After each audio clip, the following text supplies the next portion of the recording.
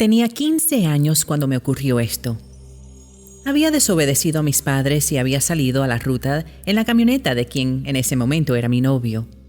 Él conducía a muy alta velocidad y, en un cruce muy peligroso, nos estrellamos contra un auto. Recuerdo todo lo que sucedió.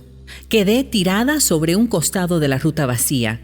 No vi a mi novio y trataba de pedir auxilio. Pedía por mis padres sin cesar. De repente, veo llegar a alguien corriendo, agitado. Un hombre vestido con ropa de trabajo. Parecía haber bajado de un camión o algo así. Me limpió, me dijo que ya había pedido ayuda. Yo seguía implorando por la presencia de mis padres. Él me dijo que ya venían en camino. Me prometió quedarse a mi lado hasta que ellos llegaran. No sé cuánto tiempo pasó. Me subieron a la ambulancia y me llevaron al hospital. Tenía una lesión grave en la columna. Me costó mucho la recuperación. Al tiempo, le pregunté a mi mamá si alguna vez había averiguado el nombre de ese hombre que estaba conmigo cuando ella llegó al lugar del accidente. Me dijo sorprendida que yo estaba sola en ese lugar. A ella le habían avisado de la comisaría acerca del accidente y había llegado con la ambulancia. En el lugar estaba yo sola, casi desmayada del dolor. Le conté acerca de la presencia de ese hombre. Ella me dijo que seguramente sería un ángel que me había cuidado hasta que ella llegó. Hoy, 15 años después, sigo pensando que así fue. Una vez más, nuestros testimonios reales nos recuerdan que los ángeles están ahí y nos pueden ayudar en cualquier momento. En esta unidad les enseñaremos a cómo visualizar a su ángel de la guarda para poder conectar con más facilidad. También hablaremos de los demonios, su jerarquía, mitos y leyendas, los demonios en otras culturas y, por supuesto, un nuevo mazo de las cartas angelicales.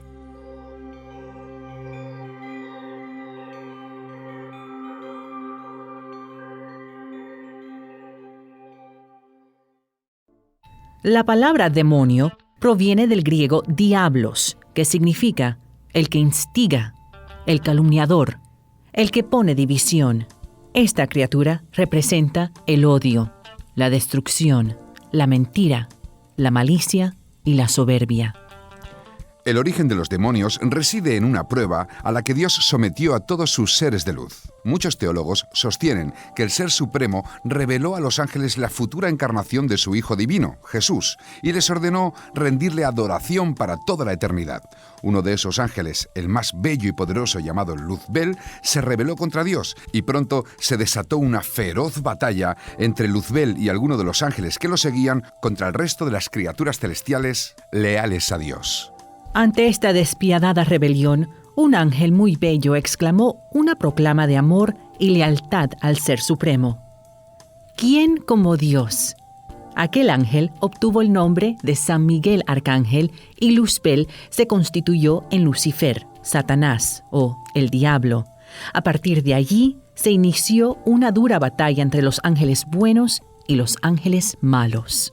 San Miguel y sus ángeles combatieron valientemente a Lucifer y a sus seguidores, que al ser derrotados se convirtieron en ángeles caídos. Los perdedores fueron encarcelados en cavernas tenebrosas y confinados a un permanente estado de tormento. Muchas personas creen que la transformación de ángel a demonio fue una cuestión de pocos segundos. Esto es absolutamente incorrecto. El proceso duró largo tiempo y tuvo su inicio en el mismo momento en que algunos ángeles pensaron que lo correcto era desobedecer a Dios, aliándose a Lucifer. Ellos jamás deberían haber dudado de la existencia de algo más poderoso, elevado y sublime que Dios. Fue una negación del Ser Supremo que finalmente los condujo a la perdición y al infierno. Aunque algunos dicen que Dios creó a los demonios, la verdad es que Dios creó a los ángeles y les otorgó, entre otras muchas cualidades, el poder de elegir entre el bien y el mal. Lucifer y sus seguidores decidieron rebelarse contra Dios y fueron así echados del cielo y se convirtieron en ángeles caídos o demonios que fueron a dar con sus huesos al mismo infierno. Muchas personas niegan la existencia de los demonios o prefieren ni siquiera hablar de ese tema. Se están negando la realidad como un método de defensa para sentirse a salvo de los malvados espíritus. Vamos a dejar algo muy en claro. El demonio existe, y la prueba más contundente de ello es el pecado. El demonio es una criatura muy poderosa e inteligente. Recordemos que su origen y naturaleza es angelical y conserva todas sus virtudes. Aunque este ser maligno los utiliza para hacer el mal. El demonio siempre intenta aterrorizarnos, angustiarnos, siembra el miedo en nuestro corazón para que caigamos en sus engaños y así podernos llevar hacia el lado oscuro. Pero cuidado, también suele actuar de forma inversa, es decir, nos seduce con acciones milagrosas y sobrenaturales para atraernos y poder manejarnos a su antojo. Los seres humanos contamos con dos armas muy poderosas para combatir al demonio: la inteligencia y la voluntad. Inteligentes para no caer en los engaños, tentaciones y falsas argumentaciones que utiliza el diablo para hacernos caer en sus garras. Ante una acción extraña o pensamiento oscuro que se nos presente, tenemos que evaluar si realmente es nuestra voluntad actuar de esa manera o si estamos siendo manipulados. Nunca debemos olvidar que ninguna criatura podrá manejarnos a su antojo si somos fieles a nuestras creencias y sentimientos.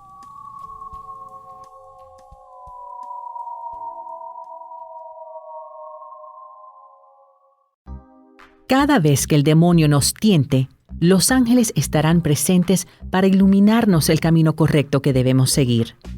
Los seres humanos tenemos ciertos puntos débiles de los cuales el demonio se vale para manipularnos: holgazanería, la ira, el egoísmo, la falta de solidaridad y el deseo desmedido de riqueza. Los ángeles, con mucho amor y paciencia, nos llevan nuevamente a la senda del bien. Los demonios nos influyen en cuerpo, mente y espíritu. El maligno interfiere en nuestra mente provocando pensamientos malos e impuros. También nos induce a realizar actos inmorales o dañinos para nosotros. El demonio también incita al individuo a caer en el pecado, en la tentación, en la mentira, en el engaño. Es decir, ataca su espíritu y lo lleva por el mal camino. No todos los individuos son susceptibles de la influencia demoníaca. Solo están en peligro aquellos que se muestran débiles en su fe y en sus creencias. Por eso es tan importante mantenernos fuertes físicamente y firmes en nuestros pensamientos. Todos tenemos una herramienta muy poderosa para combatir al demonio: la libertad.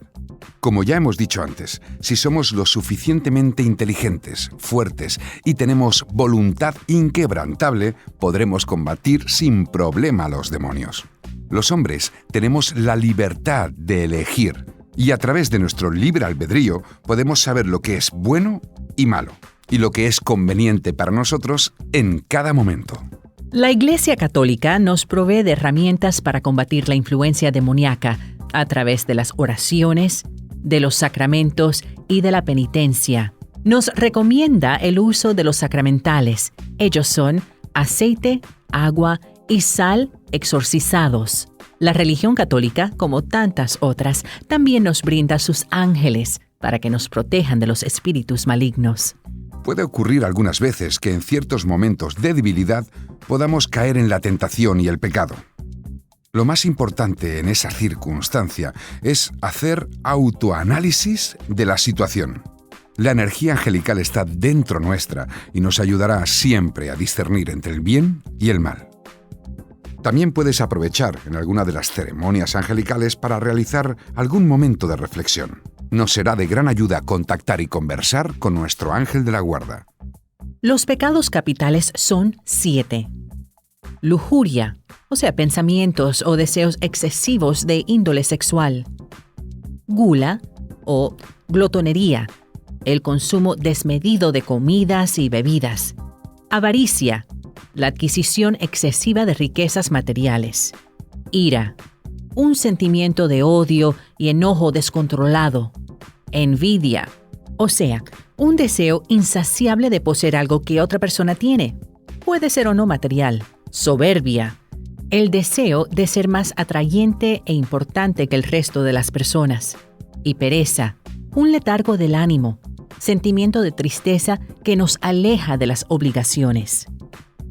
La Iglesia Católica ha adjudicado a cada uno de los pecados capitales su opuesto correspondiente. 7 pecados capitales, 7 virtudes. Y son las siguientes: Lujuria, castidad, gula, templanza, avaricia, generosidad, pereza, diligencia, ira, paciencia, envidia, caridad, soberbia. humildad.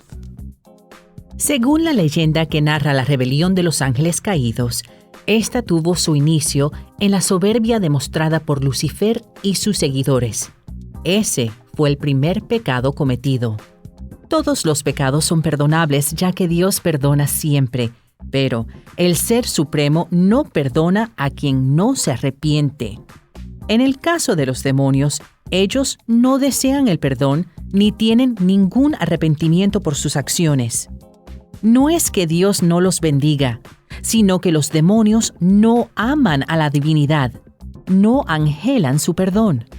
En 1589, un teólogo desarrolló una correspondencia entre cada uno de los pecados capitales y algunos demonios. Según él, cada uno de los demonios tiene un pecado capital con el que tentar a los seres humanos. Lucifer tienta Con la soberbia, Mamón, avaricia, Asmodeo, lujuria, Leviatán, envidia, Belcebú, gula, Satanás ira, y por último, Belfejor. pereza. Cada espíritu maligno tiene un mes en que su poder y su fuerza son mayores. Veamos. El demonio Belial, Es fuerte en enero, Leviatán, febrero, Satanás, marzo, Belfegor, abril, Lucifer, mayo, Baalberith, junio, Belzebub, julio, Astaroth, agosto, Tamuz, septiembre, Baal, octubre, Asmodeo noviembre, y Moloch. diciembre.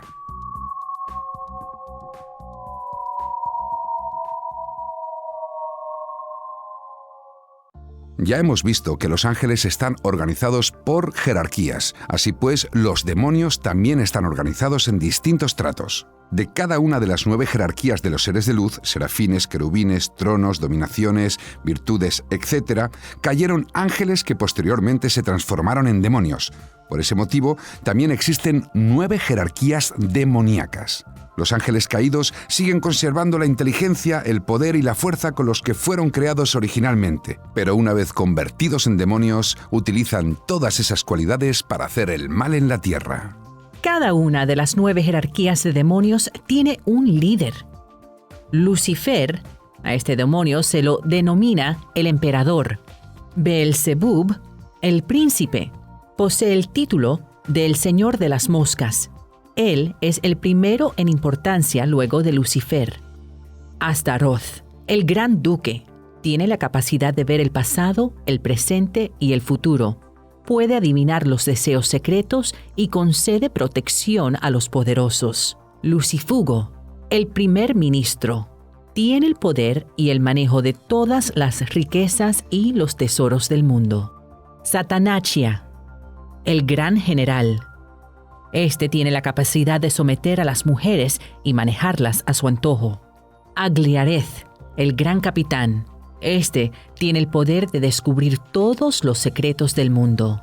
Eleureti, el teniente general, que posee la capacidad durante las noches de realizar las acciones o acontecimientos que se desea. Sargatanás, el brigadier, tiene el poder de hacer invisible a todo aquel que le rinda adoración, llevarlo a cualquier sitio y mostrarle lo que ocurre dentro de lugares absolutamente cerrados. Y finalmente, Nebirus, el mariscal de campo. Este tiene la capacidad de predecir eventos futuros. También tiene el poder de lastimar y enfermar a quien él desee. Normalmente los demonios son representados como figuras humanas con cuernos y en ciertas oportunidades con alas que recuerdan su origen angélico. Pero hay algunos espíritus que se presentan de formas muy características. Por ejemplo, Lucifer es el más bello de todos los demonios y emana de él una luz cegadora. Belcebú se suele representar con una apariencia colosal, amenazante, enorme y con rostro hinchado. También se le reconoce como un ser negro, peludo con alas de murciélago. En el caso de Astarot, se representa desnudo con una víbora en la mano izquierda y cabalgando sobre un dragón. Por último, Lucifugo, que solo asume cuerpo de noche ya que odia la luz.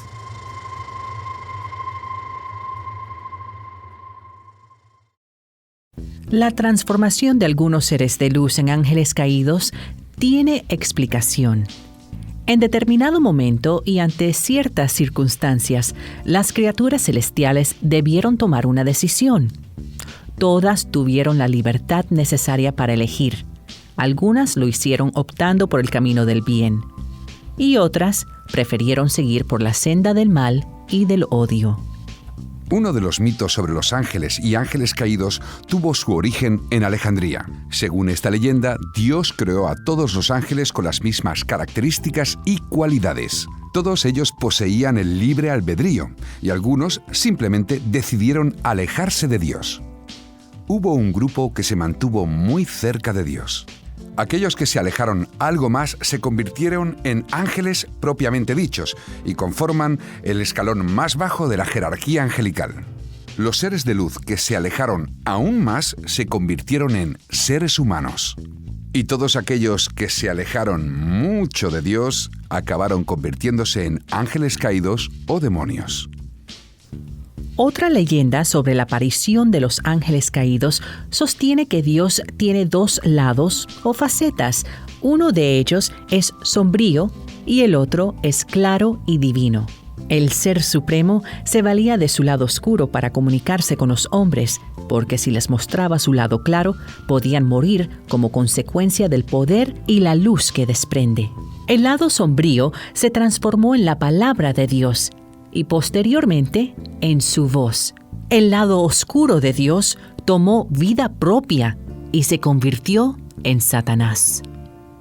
Existe una leyenda que está basada en los 3 libros de Enoc. Se narra que Dios le solicitó un grupo de ángeles que ayudaran a los arcángeles a crear el Edén. Algunos seres de luz descubrieron a la tierra.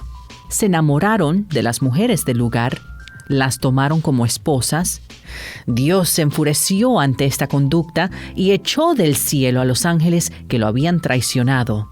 Luego los convirtió en mortales o en demonios. El último mito sobre los ángeles caídos cuenta que Dios contempló a sus ángeles con detenimiento e intuyó que podrían ser influenciados y como consecuencia sucumbir al pecado. El Ser Supremo decidió ponerles a prueba fortaleciendo solo a un grupo de ángeles. Con el paso del tiempo, los seres menos favorecidos, inválidos por la envidia y la ambición, cedieron al pecado. Y a partir de eso se inició una guerra feroz que finalizó con un grupo de ángeles echados del cielo por pecadores. En casi todas las culturas existe la creencia en criaturas demoníacas que provocan el mal y siembran el odio en la tierra. En la cultura griega reconocen a los Hades como espíritus maléficos.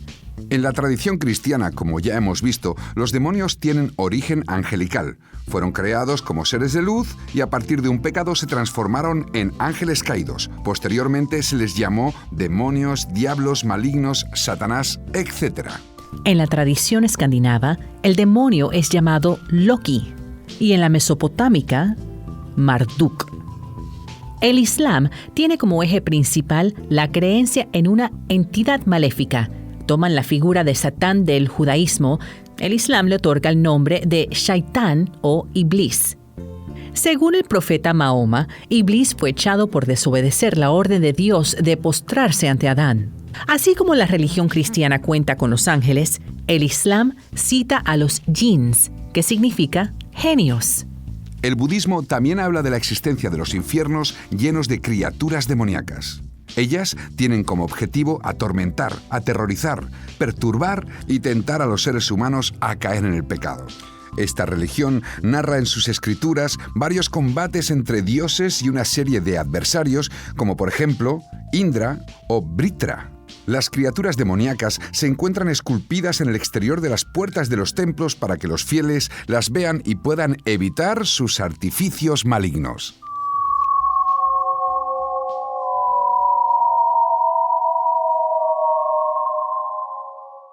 Es importante contactar con nuestro ángel de la guarda en cualquier ocasión en la que nos sintamos en riesgo. Cuando percibamos las energías demoníacas o las fuerzas del mal que nos rodean, no debemos dudar en invocar a nuestro ser de luz para que nos ayude y nos proteja. Para ello, tenemos que dejar fluir nuestra energía, que salga de nuestro corazón y hacerlo con todo respeto y humildad. Los seres de luz perciben la sinceridad de quienes los invocan y solo se harán presentes si realmente creen que merece la pena. En las ceremonias de contacto angelical es aconsejable crear su propia imagen iconográfica del ser que estamos invocando. Eso no quiere decir que le atribuyas ciertos poderes, sino detalles físicos que te ayuden a visualizarlo. Por ejemplo, es un señor mayor, con barba, bigote y una túnica roja. Todos estos detalles irán poco a poco formando una representación de nuestro ángel custodio. Cuando hablamos de visualizar, nos referimos a ver a través de la mente, es decir, no estamos pensando en el ángel de la guarda, sino que estamos viendo y percibiendo en nuestra mente la imagen de nuestro ángel custodio. Mientras solicitamos su presencia, vamos recordando cada uno de los detalles de su figura. Habitualmente esto se realiza con los ojos cerrados porque se logra una mayor concentración y relajación. Con el paso del tiempo, notaremos que ante cualquier situación de amenaza, la imagen de nuestro protector se hará presente cada vez más rápido y el contacto resultará mucho más productivo. La palabra es aquello que nos une con las cosas en la medida que les pone nombre. También es aquello que nos separa de las cosas. El lenguaje, nuestra más preciada joya, es la que además nos está permitiendo el diálogo con los ángeles. Los ángeles de la palabra son los que crean algún acto de decir o te provocan a ti para que lo lleves adelante. La presencia de palabra o la ausencia voluntaria de ella pueden tener igual importancia, la sabia importancia del silencio. La pregunta para las cartas de los ángeles de la palabra es la siguiente, tal vez la más sencilla de todas. ¿Qué me dicen ustedes, ángeles de la palabra, en esta situación por la que estoy pasando? Apelemos nuevamente a un caso de consulta. Esteban tiene 32 años y una hija de 2 años y medio. Recibe una diagnóstica no demasiado claro respecto de la presencia nodular en sus pulmones. Los médicos no pueden asegurar cuál será el resultado de la biopsia. Esteban entra en un estado de desesperación. Le resulta difícil volver a trabajar, asociarse con los seres más queridos, incluyendo a su esposa. La esposa de Esteban instó a su marido a establecer un contacto entre el reino humano y el reino angélico, a apelar a ese hilo conductor de intercambio que es la palabra y su sentido sagrado que se transmite para crear la más clara y completa comunicación entre dos o más seres. Esteban, acompañado de su mujer, le pregunta a los ángeles de la palabra: ¿Qué me dicen ustedes, ángeles de la palabra, respecto a mi estado de salud? La respuesta de los ángeles fue la siguiente: Los ángeles de la palabra no te dejan gritar, porque necesitas toda la energía para susurrar sabiamente. En este caso, la presencia de la compañía de otra persona en la consulta fue de mucha utilidad, ya que Esteban no supo entender la respuesta de los ángeles. El grito al que se referían los ángeles no era un grito literal, era un desperdicio de energía de la voz. Toda su energía debía estar sabiamente reservada para el momento de la operación y de su recuperación. Los ángeles le inculcaron la paz. La desesperación hacía que se perdiera la energía fundamental que iba a necesitar después. 4 es el número del cielo. Y para nosotros debe ser muy importante y enriquecedor saber que al interpretar los mensajes angelicales por medio de las cartas, estamos siendo beneficiados por entidades divinas. Ya vamos a hacer una tirada de 4 cartas. Así que cuando nos dispongamos a tirarlas, todo nuestro cuerpo y mente debe estar poseído por la energía angelical, y no pensando en cosas superficiales o intranquilidades. Así no funcionará. Veamos lo que ocurrió en el siguiente caso real, ya con una tirada de 4 cartas, una tirada compleja. Juan Carlos está viviendo una situación laboral compleja de alto nivel de maltrato. La situación le tiene su dignidad por el suelo. Aferrado a su fe, decide consultar a los ángeles para plantearles el pedido de ayuda. Pregunta a los ángeles de la luz: ¿Cómo debo entender la situación de maltrato laboral por la que estoy atravesando?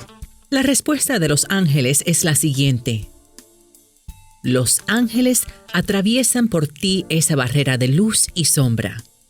Luego,